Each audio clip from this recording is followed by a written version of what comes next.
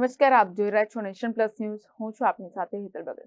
વડોદરા મહાનગરપાલિકા દ્વારા શહેરનો વિસ્તાર વધતા આરોગ્ય શાખાની કામગીરી વધુ અસરકારક કરી શકાય તે માટે હવે દરેક વોર્ડમાં એક ફૂડ ઇન્સ્પેક્ટરની નિમણૂક કરવામાં આવશે.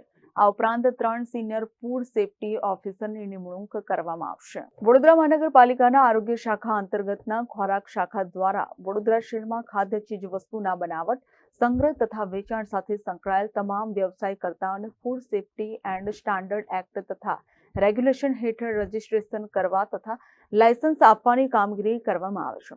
અત્યાર સુધી 15 ફૂડ સેફ્ટી ઇન્સ્પેક્ટરનું મહેકમ મંજૂર છે, જેમાં વધુ 4 ફૂડ ઇન્સ્પેક્ટરની જગ્યા ઊભી કરવામાં આવશે. તે જ રીતે એક ફૂડ સેફ્ટી ઓફિસરનું મહેકમ મંજૂર થયું છે, જેમાં વધુ 3 જગ્યા ઊભી કરવામાં આવશે. આમ કુલ 7 જગ્યા ઊભી કરવામાં આવશે.